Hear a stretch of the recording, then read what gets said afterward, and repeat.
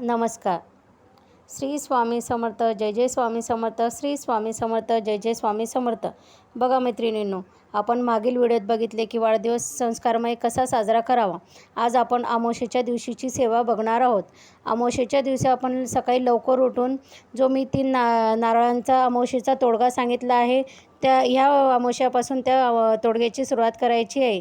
कारण त्या आषाढी अमावस्या, श्रावण अमावस्या आणि भाद्रपद अमावस्या असा तो अमावस्येचा तोडगा आहे. आणि तो तोडगा झाल्यानंतर आपण घरी आले की हातपाय धुवून घरात यावे. नंतर आपल्याला आपले देवघर साफ करायचे.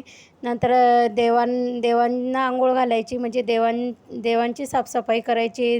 दही, कापूर, लिंबू टाकून आपल्याला ते देव स्वच्छ करायचे. थोडीशी हळद पण टाकायची, म्हणजे तिच्याने आपले देव चकाकतात.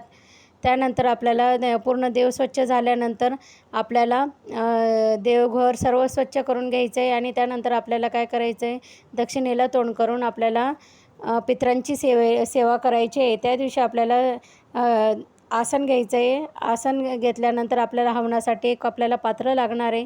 तुम्ही ते मातीचं घ्या किंवा हवन पात्र असेल तर हवन पात्र घ्या, पण पितरांच्या हवनासाठी वेगळंच हवनाचं पात्र ठेवायचं आहे, ते घ्या. आणि त्याच्यासाठी आपल्याला काय करायचं, एक वाटी घ्यायची, तिच्यात 1 वाटी काळे तीळ घ्यायचे आणि त्याच्यात आपल्याला गावरानी तूप, शुद्ध गाईचे तूप टाकायचे आहे. ते नसेल तर तुम्ही तिळीचे तेल टाकले तरी चालणार आहे. आणि चमचा घ्यायचा आहे. आणि आपल्याकडं गौरी उपलब्ध असेल तर गौरी घ्या किंवा पेपर घ्या. पेपराचा पूर्ण बोळा करून त्या हवन पात्रात टाकायचा आहे आणि तो घेऊन बसायचा आहे. आणि आपल्याला ज्यावेळेस आपण सेवा करणार आहे त्यावेळेस फक्त तिथे दिवा आपला प्रज्वलित पाहिजे, कारण कुठलीही सेवा आपल्याला अग्निसाक्षी मानूनच करायची आहे. त्यामुळे आपण तो दिवा लावून द्यायचा आणि दक्षिणेकडं तोंड करून बसायचं आहे, कारण ही आपली पितरांची सेवा आहे आणि दक्षिण दिशा ही पितरांची मानली जाते. त्यामुळे आपल्याला दक्षिणेकडं तोंड करून बसायचं आहे. नंतर सेवा सुरू झाल्यावर आपल्याला सर्वप्रथम पितृतुष्टीकारक पितृस्तोत्र म्हणायचं आहे, जे नित्यसेवेच्या पुस्तकात दिलेलं आहे. हात जोडून ते पितृतुष्टीकारक पितृस्तोत्र म्हटल्यानंतर आपल्याला पितृसूक्त पाठ करायचा आहे.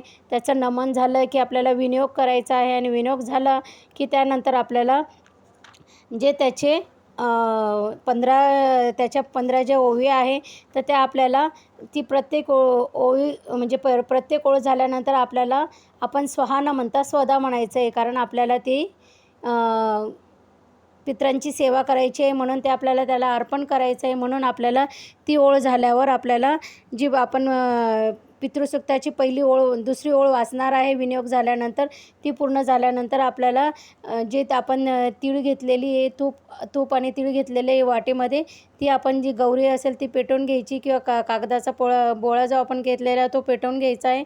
आणि तिच्यावर मग ते तिळीचा चमच्यात जे तूप आणि तीळ घेतलेले ते घेऊन त्याचं हवनाला सुरुवात करायची. असं दुसऱ्यापासून तर 15 ओव्यापर्यंत आपल्याला ते हवन करायचं आहे. आणि त्याच्यानंतर नमन दिलेलं आहे, ते नमन 3 वेळेस म्हणायचं आहे. 3 वेळेस झाल्यानंतर आपल्याला प्रार्थना करून पितरांना म्हणायचं आहे की आमच्याकडून काही चुकी झाली असेल तर आम्हाला क्षमा करा, तुम्ही सुखी राहा, तुम्ही शांत राहा, आम्हाला आमचे सर्व कामं यशस्वी होऊ द्या, आम्हाला तुमचे आशीर्वाद लाभू द्या. अशा प्रकारे आपल्याला अमावस्येची सेवा करायची आहे.